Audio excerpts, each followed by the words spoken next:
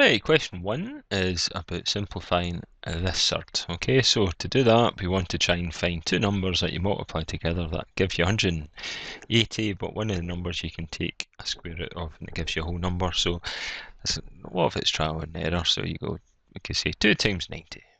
Now, none of these you can take the square root of and it gives you a number in which it's whole. Okay, so we'll think about root 3 times what? That's 3 times 60.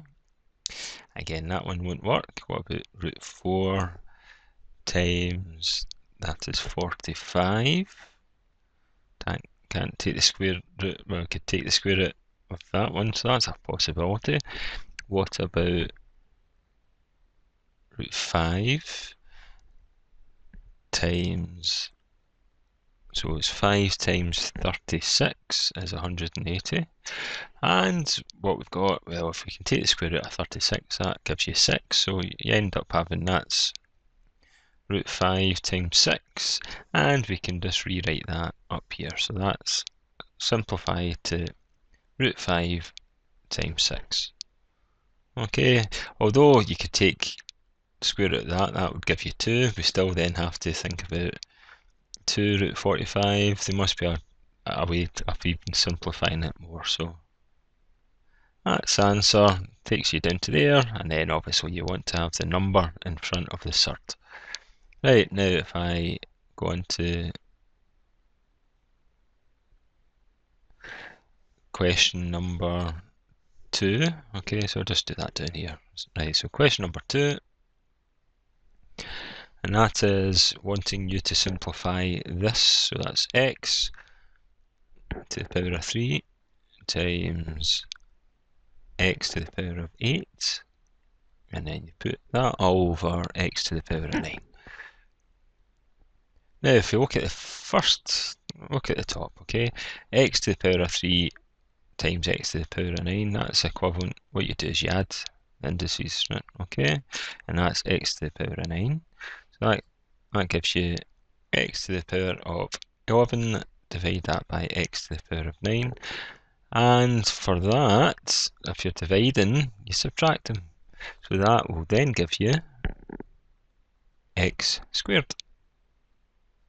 Okay, so when you're timesing them, you add them, and when you're dividing them, you'll subtract these. And question number 3, or question number 2a, I think that was 2a. This is b. We've got 3 times, or 3x to the power of 4 times 4x to the power of negative 4. So what we'll do here is we'll look at the coefficients, multiply them, that's 12. We then say x, and that's to the power of 4. Now we're multiplying these two terms, so we have to add the indices. So that's 4 plus minus 4, and that gives you 12 to the x, and that will be 0. Now x to the 0 is a 1, so that just gives you 12. And that's the answer to that one. Now what we can do is then we can look at question number, another part of question 2, in which we have an atom, it's 3.1 times 10 to the power of 21, and that's per gram, and we're basically wanting to have 40 grams, so we want to know what 40 grams is. So all we do is go 3 times 10 to the power of 21 times that by 40, and what you'll end up having 3 times 10, or 3.1 times 10 to the power of 21, okay, times 40, and that is that huge number. Now there's a wee tip we can do, right? Obviously you can count how many decimal points there are, and then you can put that as to the power of, but what else you can do is you can actually just think about multiplying the 3.1 times the 40. So if I multiply 3.1 times 40. Now that gives you 124. Now we want it to be 1.24. So to do that, you would have to get from that to that would be times 10 to the power of 2. Okay, and that would move the decimal point to give you that. Now, what we can do is we can then say, well, that's 1.24 times 10.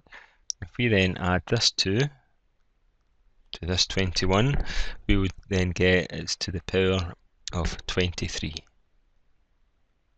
Okay, so what you've essentially got here is I multiplied this by the 40, and I got that.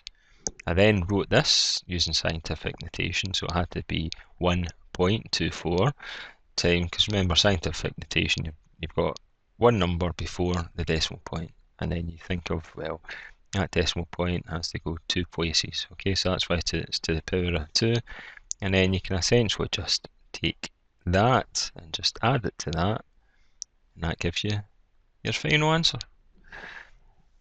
If we then go into, I think it's question 3 next. So question 3, again, I'll just get the actual, I should have maybe prepared this a wee bit better, but what we've got here, it is 2a 3a squared minus 2b, right? So we want to expand that. So what we've got is we just look at that times that, and then that times that. Okay, so we'll look at the coefficients. So we've got 2 and I've got a 3. That's 6. We've got a times a squared, so that's a to the power of 3. So that's essentially a to the 1, and we discovered the ones before. You just add these two together.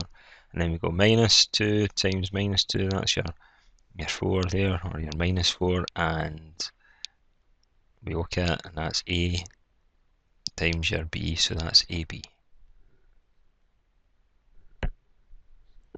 Okay, we then have a wee look at the next one. Next one's got the 2 sets of brackets, plus 3,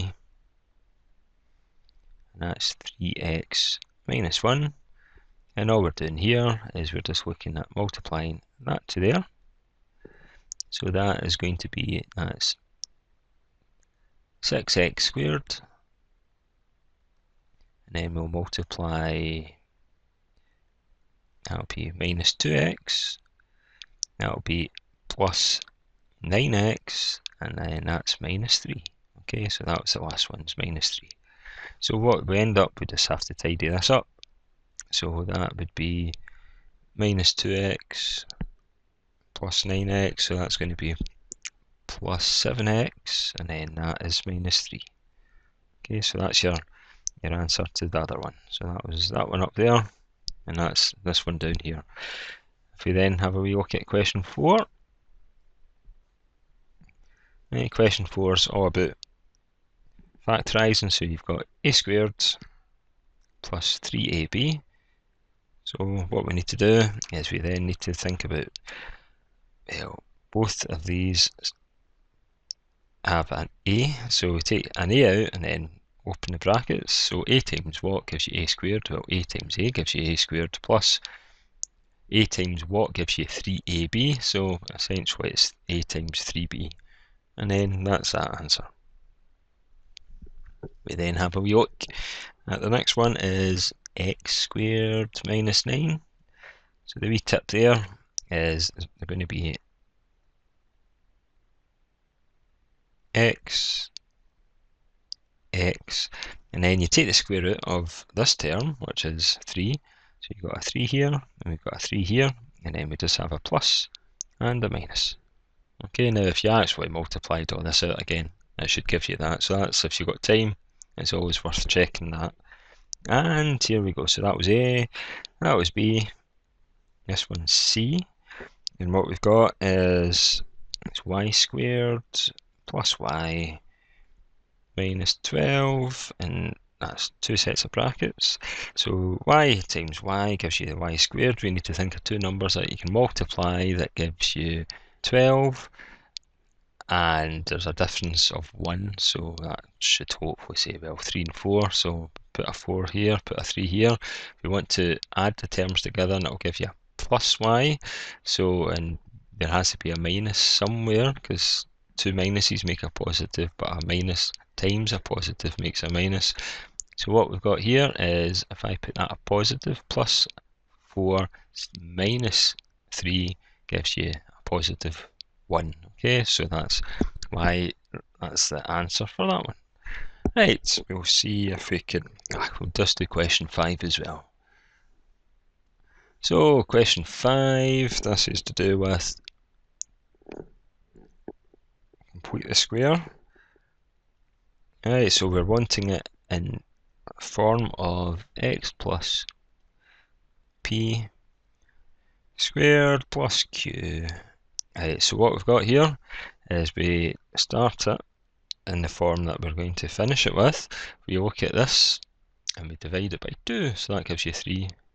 Okay, we then think about taking this and squaring it and taking it away, okay, because that's introduced 3 squared, so we have to get rid of this 3 squared, and then obviously we've got this 4 to take away.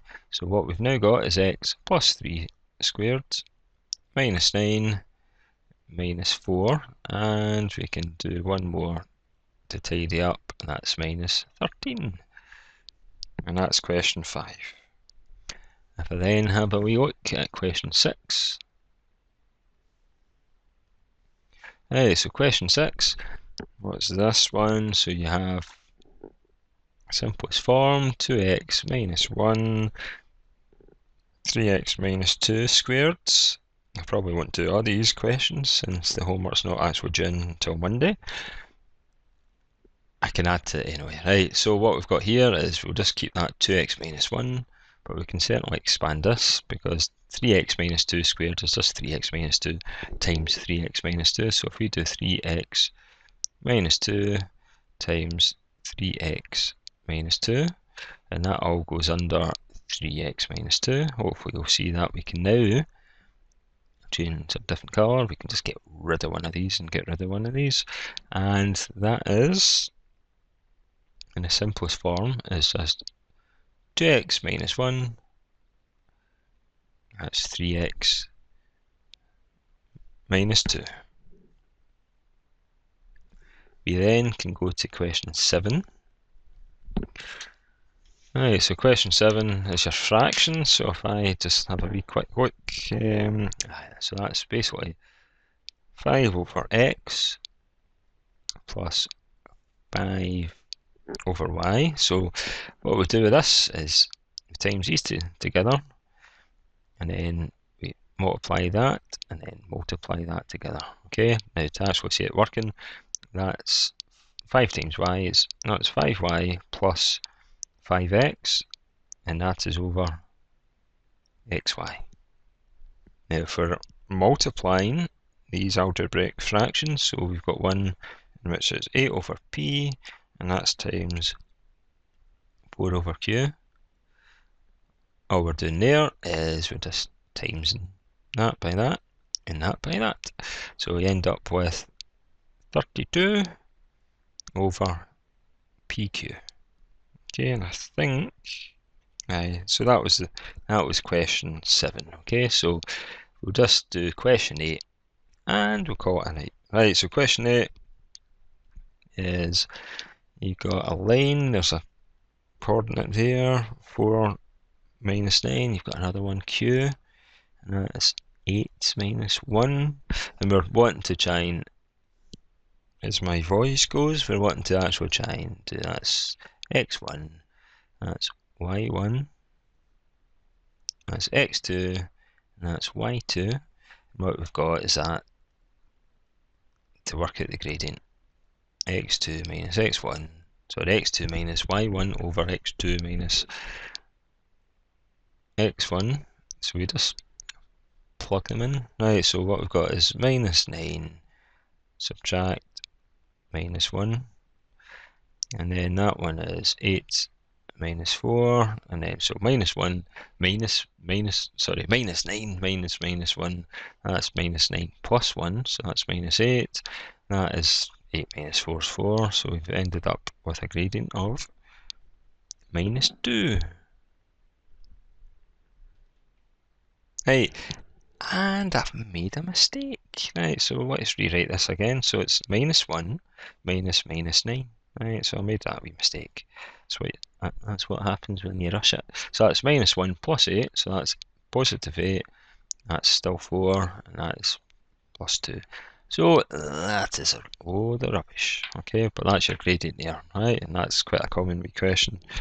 The rest of it is really just, well, I can do a wee video tomorrow, but that's really just being given the formula of cones and cylinders and working out volumes, right? That was done very quickly, but hopefully it's given you some help.